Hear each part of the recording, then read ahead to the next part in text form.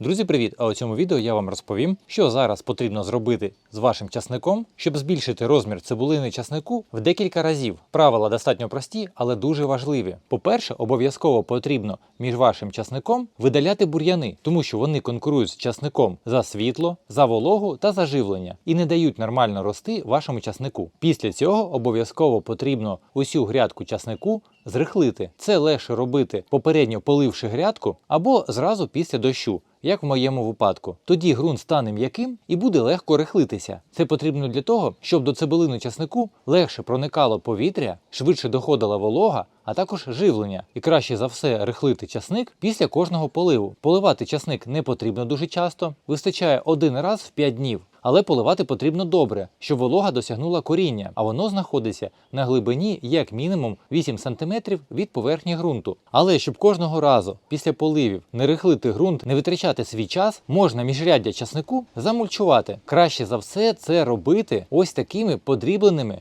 фруктовими гілками. По-перше, таке мульчування буде довше зберігати вологу, ґрунт у сонячні дні не буде дуже сильно перегріватися, після поливів ґрунт не буде вже ущільнюватися, а буде завжди пухким та легким. У такому ґрунті зможе вирости велика цибулина часнику, на відміну від щільного ґрунту, навіть якщо ви часник добре підживлюєте. У щільному ґрунті це не дасть результатів. А також ці подріблені гілки з плодових дерев будуть поступово перегнивати і перероблюватися мікроорганізмами, що знаходяться у ґрунті, у легкодоступне живлення для ваших рослин, а саме для часнику. Також у такому мульчуванні, на відміну від мульчування соломою, не заводяться мурахи, а також слимаки. І це мульчування, якщо його вносити кожного року, буде відновлювати ваш ґрунт, а саме його родючість. Ну і звісно, тепер часник потрібно підживити. Я його підживлюю приблизно раз на місяць. І зараз саме час це зробити фосфорно-калійними добривами з додаванням мікро та макроелементів. А таке добриво – це гумат калію. Він продається в інтернеті та у садових магазинах. Головне, купляйте гумат калію, а не гумат натрію. І обов'язково дивіться на дату виробництва. Чим гумат свіжіший, тим краще буде ефект. А в гуматі калію багато макро та мікроелементів, а також є фосфор та калій, котрий сприяє нарощуванню великої кореневої системи. А для часнику це означає, що буде велика цибулина часнику. І це не останнє підживлення у цьому сезоні, тому обов'язково підписуйтесь на мій канал і не пропускайте вихід нових відео. Далі я покажу, що ще потрібно обов'язково робити з часником, щоб зростання цибулини часнику не зупинялося. А для одного підживлення потрібно від 35 до 50 мл гумату калію на 10 літрів води. Все залежить від виробника. Тому перед застосуванням обов'язково дивіться на пакування і дотримуйтесь пропорцій, які вказав виробник. В моєму випадку, як я і казав, тільки що пройшов дуже сильний дощ, ґрунт добре промочило, тому я зразу переходжу до підживлення. А витрати наступні. 10 літрів готового підживлення я виливаю на 2 квадратних метри. Якщо дощу у вас не було і ґрунт дуже сухий, то обов'язково за декілька годин до цього підживлення потрібно добре пролити грядку, щоб вода повністю увібралася, і тільки потім проводьте підживлення. Так буде набагато ефективніше. Якщо у вас залишились питання, задавайте їх в коментарях. Я ж вам бажаю вдалого дня і зустрінемось у наступних відео.